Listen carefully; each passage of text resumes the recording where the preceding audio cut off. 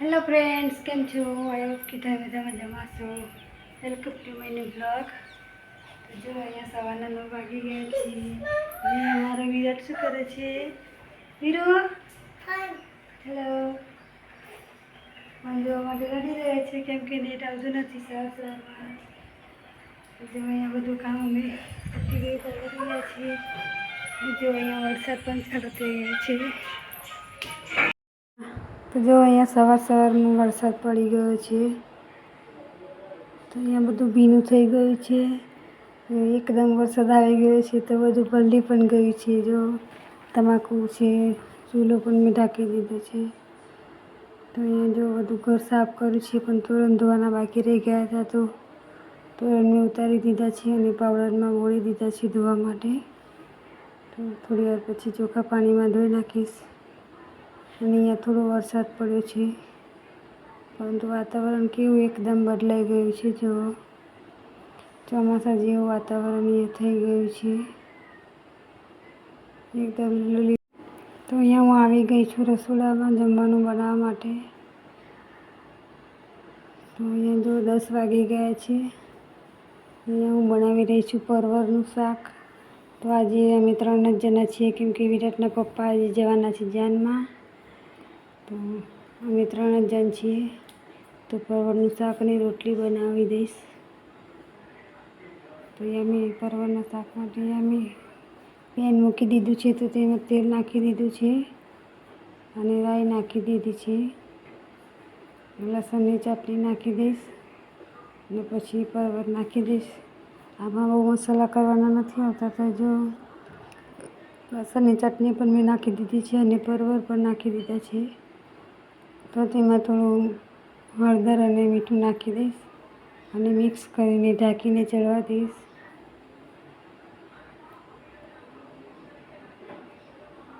અને આજે જાનમાં જવાનું છે એટલે વિરાટના પપ્પા પણ આણંદ નથી ગયા આજે. તો તેમના માટે મેં નાસ્તો અને એવું બધું બનાવી દીધું છે તો તેમને ખાઈ લીધું છે.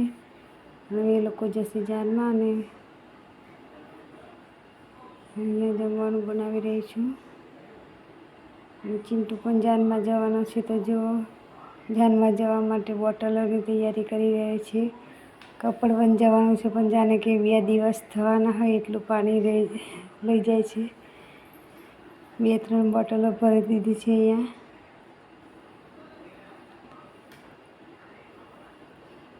તો અહીંયા શાક મારું મિક્સ થઈ ગયું છે અને એક બાજુ રોટલીનો લોટ બાંધી દઈશ.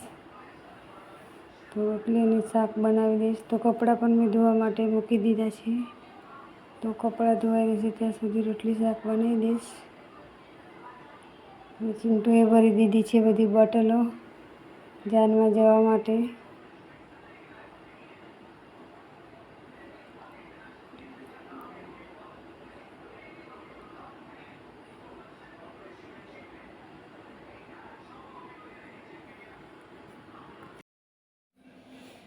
તો જો અહીંયા હું લોટ બાંધી દઉં છું.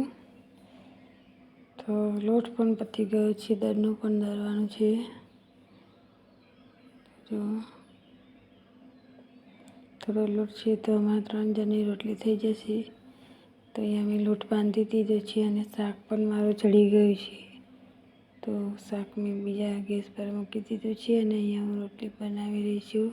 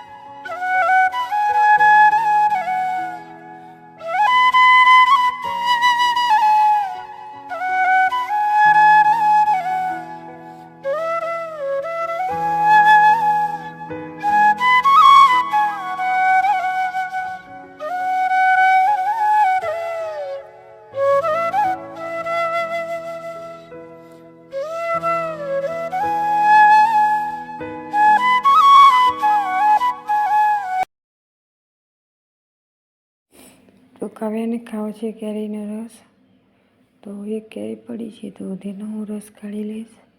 તો એક કેરીનો તો ખાસો 3-4 ગ્લાસ નીકળી જાય છે. તો અહીંયા જો હું કેરી છોલી રહીશ અને પછી તેના કટકા કરીને રસ કાઢી લઈશ. તો એ કેરી મોટી છે એટલે રસ તો નીકળશે 3-4 ગ્લાસ. તો સિઝનનો પહેલો રસ અહીંયા હું બનાવી રહી છું. હવે રસ ચાલુ, 2 દિવસ અને 2 દિવસે રસ બનવાનો છે હવે. તો આજે મેં પહેલી વખત જ બનાવ્યો છે.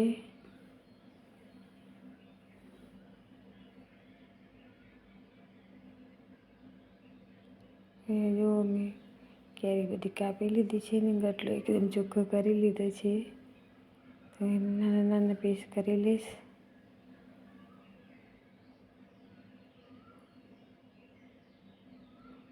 અને પછી તેમાં થોડી ખાંડ નાખીશ અને પાણી નાખીશ અને પછી બ્લેન્ડરથી ગ્રાઇન્ડ કરી લઈશ.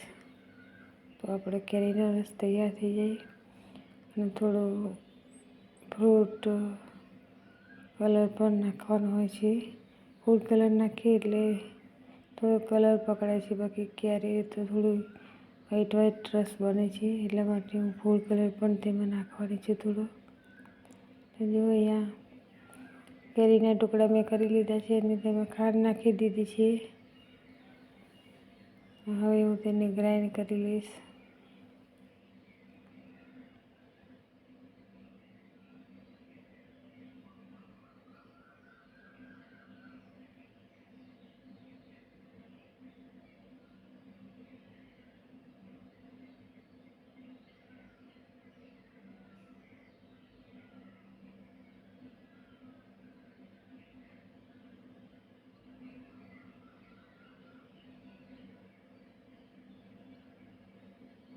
તો બ્લેન્ડેડથી મેં બધું ટુકડા ગ્રાઇન્ડ કરી લીધા છે અને મસ્ત કેરીનો રસ તૈયાર થઈ ગયો છે. જો એક તપેલી ભરાઈને તો અમારે 3 જણને થઈ જશે.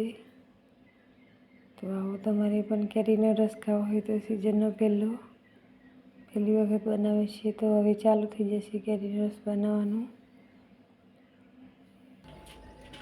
તો અહીંયા જો થોડો ફૂડ કલર નાખી દઈશ એટલે મસ્ત કેરી જેવો રસ બની જાય કેસરી.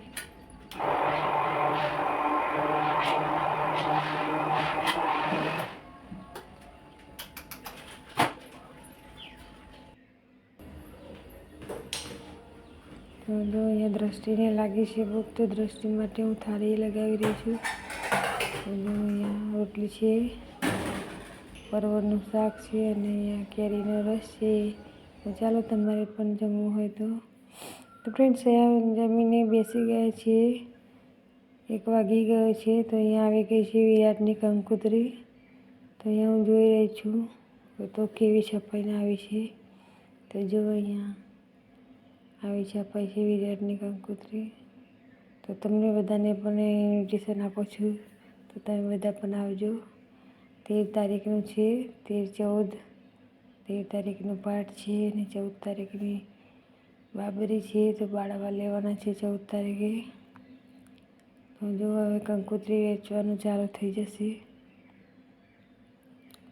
બધા નજીક આવી રહી છે એટલે કામ પણ થોડું વધી જાય છે. અહીંયા હું કંકોત્રી જોઈ રહી છું.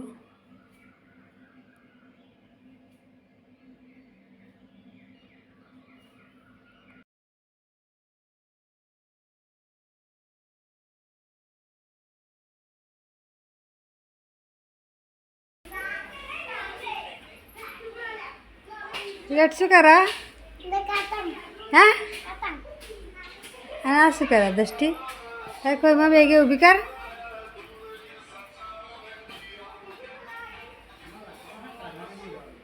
નાનો ભાઈ મોટી બેનને હિસકો નાખે છે.